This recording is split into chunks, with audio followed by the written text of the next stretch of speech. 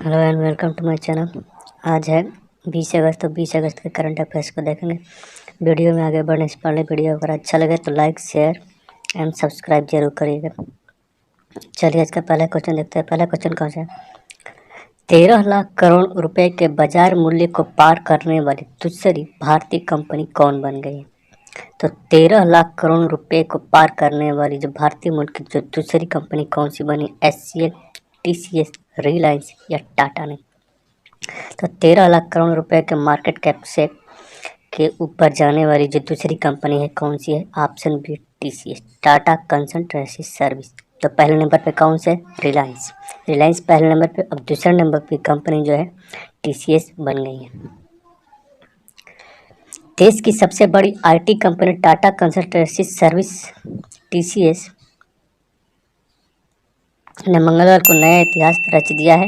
मंगलवार को कारोबार में TCS का शेयर नई ऊंचाई पर पहुंच गया है। शेयर में तेजी से TCS का मार्केट कैप पहली बार 13 लाख करोड़ रुपए के पार गया है। मार्केट कैप के हिसाब से देश की दूसरी सबसे बड़ी कंपनी TCS का शेयर सेंसेक्स पर लगभग 1.39% से बढ़कर 3,520 रुपये के टाइम हाई पर पहुंच गया है। जबकि BSE पर यह शेयर 52 हफ्ते की ऊंचाई पर पहुंचने के साथ ही मार्केट कैप बढ़कर लगभग 13.01 लाख करोड़ रुपए हो गए। भारत और एशिया के सबसे बड़े रईस मुकेश अंबानी की अगुवाई वाली रिलायंस इंडस्ट्री 13.89 लाख करोड़ रुपए के मार्केट कैप के साथ देश की पहली मूल्यवान कंपनी है। अब दूसरी मूल्यवान कंपनी कौन सी है? TCS। अगला क्वेश्चन है, सुप्रीम कोर्ट ने महिलाओं को किस परीक्षा में बैठने की अनुमति दे दी है? तो सुप्रीम कोर्ट ने महिलाओं को किस परीक्षा में बैठने की अनुमति दे दी है? पहले इसमें अनुमति नहीं था। NDA के एग्जाम में, रेलवे के एग्जाम में, SSC के एग्जाम में या इंडियन के एग्जाम में?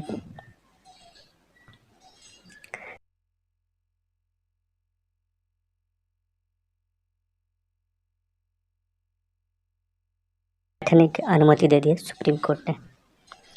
सुप्रीम कोर्ट ने महिलाओं को राष्ट्रीय रक्षा अकादमी NDA में प्रवेश के लिए परीक्षा में बैठने का दिशा निर्देश दिया है। परीक्षा 5 सितंबर से के लिए निर्धारित है। प्रवेश आदि अदालत के अंतिम आदेशों के अधीन होगा। जस्टिस संजय किशन कौल और हर्षिकेश राय की खंडपीठ ने कुश कालरा के द्वारा दायर एक रिट याचिका में, किसके द्वारा? कुश कालरा के द्वारा दायर एक रिट याचिका में अंतरिम आदेश पारित किया। इसमें महिला उम्मीदवारों को NDA परीक्षा में बैठने की अनुमति देने की मांग की गई थी। अगला क्वेश्चन है, विश्व फोटोग्राफी दिवस निम्न में से किस दिन को मनाया जाता है? तो विश्व फोटोग्राफी दिवस कब मनाया जाता है? 15 अगस्त को, 14 अगस्त को, 19 अगस्त को या 10 अगस्त को? तो विश्व फोटोग्राफी दिवस हर साल 19 अगस्त को मनाया जाता है। तो ऑप्शन सी सही है। विश्व फोटोग्राफी दिवस हर साल 19 अगस्त को मनाया जाता है। विश्व फोटोग्राफी दिवस का मुख्य उद्देश्य विश्व भर में फोटोग्राफरों को एकजुट करना है। यह दिवस बहुत खुशी के साथ युवाओं के बीच मनाया जाता है। ऑस्ट्रेलियाई फोटोग्राफर कोस्क्रे आरा, किसके? ऑस्ट्रेलियाई फोटोग्राफर कोस्क्रे आरा ने साल 2009 में विश्व फोटोग्राफी दिवस योजना की शुरुआत की थी। किसने? ऑस्ट्रेलियाई फोटोग्राफर कोस्क्रे आरा ने इसकी शुरुआत की थी। अंतर्राष्ट्रीय मुद्रा कोष IMF ने तालिबान के कब्जे के बाद किस देश को सभी वित्तीय मदद रोक दी है? तो कौन सा देश है जिसने अंतर्राष्ट्रीय मुद्रा कोष इंटरनेशनल मॉनेटरी फंड ने क्या है तालिबान के कब्जे के बाद उस देश पे जो वित्तीय मदद है उसको रोक लगा दी है? तो अफगानिस्तान, पाकिस्तान, इराक या सीरिया में? तो हाल ही में जो है तालिबान ने अफगानिस्तान पे पूरी तरह से कब्जा कर लिया है। तो इसको देखते हुए अंतर्राष्ट्रीय मुद्रा कोष ने उनके वित्तीय मदद पे पूरी तरह से रोक लगा दी है। तो ऑप्शन ए सही। अंतर्राष्ट्रीय मुद्रा कोष IMF ने तालिबान के कब्जे के बाद अफगानिस्तान को सभी वित्तीय मदद पर रोक लगा दी है। गौरतलब है कि अफगानिस्तान से अमेरिका और NATO सैनिकों के हटने के बाद से वहां तालिबानियों की पकड़ बढ़ गई है और जब राजधानी काबुल पर तालिबान का कब्जा हो गया। गौरतलब है कि अफगानिस्तान पर तालिबान के कब्जे के बाद वहां के राष्ट्रपति अशरफ गनी ने देश छोड़ दिया है। उसे संयुक्त अरब अमीरात में शरण लिया। कहाँ पे? संयुक्त अरब अमीरात में। संयुक्त अरब अमीरात ने 18 अगस्त को कहा कि वह तालिबान के अधिग्रहण के बीच अफगानिस्तान के भागे राष्ट्रपति अशरफ गनी को मानवीय आधार पर मेजबानी कर रहा है। अगला क्वेश्चन है, छत्तीसगढ़ के मुख्यमंत्री भूपेश बघेल ने राज्य में 4 नए जिले और कितने नई तहसीलें बनाने की घोषणा की है। तो 4 नए जिले और कितने तहसील बनाने की घोषणा की है? 14, ऑप्शन ए 14, 18, 10 या 20। तो और जो नए तहसील बनाने की घोषणा कितने की है? 18 तहसील बनाने की घोषणा की है। तो ऑप्शन 20 सही है, 4 जिले और 18 तहसील। छत्तीसगढ़ के मुख्यमंत्री भूपेश बघेल ने स्वतंत्रता दिवस के मौके पर राज्य में 4 नए जिले तथा 18 नई तहसीलों के गठन की घोषणा की है। नए जिलों की गठन के बाद राज्य में अब 32 जिले, टोटल छत्तीसगढ़ में टोटल कितने जिले हो जाएंगे? 32 जिले हो जाएंगे। उन्होंने इस दौरान इस राज्य में जिलों का पुनर्गठन करते हुए 4 नए जिलों मोहला, मानपुर, शक्ति, भिलाईगढ़ या महेंद्रगढ़ तथा 18 नई तहसीलों को गठन की गई घोषणा की है।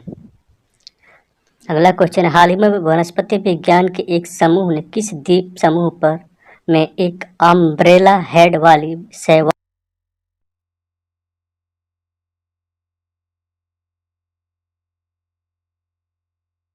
लक्षद्वीप में या गोवा में? तो ऑप्शन ए सही है, अंडमान और निकोबार में अम्ब्रेला हेड वाली शैवाल प्रजाति की खोज की गई है। तो ऑप्शन ए सही है। हाल ही में वनस्पति विज्ञान के एक समूह ने अंडमान और निकोबार द्वीप समूह में एक अम्ब्रेला हेड वाली प्रजाति की खोज की। किसकी? अम्ब्रेला हेड वाली प्रजाति की खोज की। अंडमान और निकोबार द्वीप समूह प्रवाल भित्ति का केंद्र स्थल तथा समुद्री जैव विविधता के लिए समृद्ध है। मार्च 2021 में भारत के समुद्र तट के किनारे लाल समुद्री शैवाल की 2 नई प्रजातियों की खोज की गई है। अम्ब्रेला हेड वाली शैवाल एक चमकीले हरे रंग की शैवाल है जिसका आकार लगभग 20 से 40 mm तक होता है। केंद्रीय मंत्रिमंडल ने भू विज्ञान के क्षेत्र में सहयोग के लिए भारत और किस देश के बीच समझौते ज्ञापन को हाल ही में मंजूरी दी है? तो भारत और किस देश के साथ ये समझौता ज्ञापन हुआ है? जापान के साथ, अमेरिका के साथ, रूस के साथ या ब्राज़ील के साथ? तो हाल ही में भारत और अमेरिका के बीच इसमें क्या होता है? समझौते ज्ञापन पर हस्ताक्षर किया है भू विज्ञान के क्षेत्र में। केंद्रीय मंत्रिमंडल ने भू विज्ञान के क्षेत्र में सहयोग के लिए भारत और अमेरिका के समझौते ज्ञापन को 18 अगस्त 2021 को मंजूरी प्रदान कर दी है। इससे पूर्वी हिमालय क्षेत्र में लद्दाख और शैल संरचना से जुड़े भूगर्भीय ज्ञान को बढ़ावा मिलेगा। बयान में कहा गया कि इस समझौता ज्ञापन के तहत दोनों पक्षों के भूगर्भिक एवं विवर्तनिक पर्यावरण और पूर्वी हिमालय के क्षेत्र में भूगर्भिक इतिहास और इससे जुड़े भूगर्भीय ज्ञान का विकास और उससे संबंधित विषय पर शोध करेंगे।